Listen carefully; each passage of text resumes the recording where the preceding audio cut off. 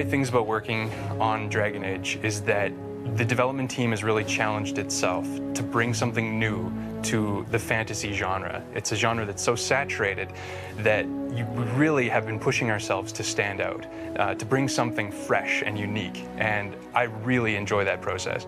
Ferelden itself is actually kind of almost a barbaric nation, not too far away from being really uncivilized. It's a land that was occupied by the Empire of Orlais, which is its neighbor, for a generation until it finally broke free, and all of a sudden the Blight begins. So suddenly this nation that's just starting to get its feet now has to deal with a crisis that threatens to destroy it.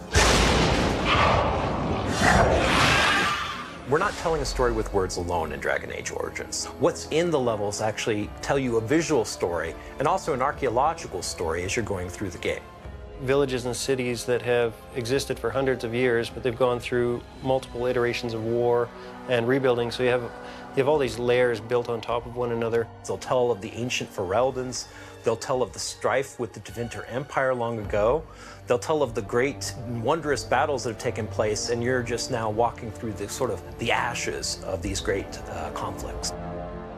We definitely pulled a lot of historical architectural reference. We were trying to make something to where you could imagine people working, living, breathing in these spaces. The dwarves, which are very Aztecian, Mayan influenced, very angular shapes. You have the humans, some of the Anglo-Saxon 1200 AD influences. You know, lots of timber, lots of like rough stone. It definitely makes it feel like it's kind of almost like the frontier of a fantasy nation.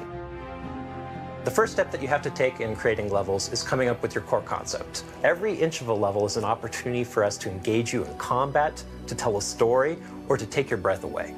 For example, one of the most visually stunning places that we have is the Urn of Sacred Ashes, an ancient place built kind of at the early days of the church. We always wanted to have a very striking entrance, which gives you a sense of age and history and grandeur. You would go through and figure out what happens in every individual room, so people would have a map of what to do for the art level creation side, and also for later on for you when you're actually bringing it to life with creatures and combat.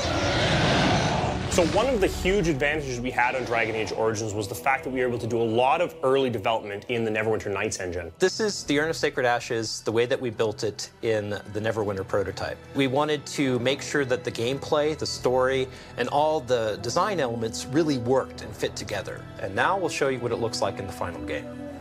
And as you're about to see, this is the same entrance in the Dragon Age engine. That whole process can take, on a small level or a simple level, could take a week, where some of the more complex ones can take months and months and months. You know, that's a huge undertaking.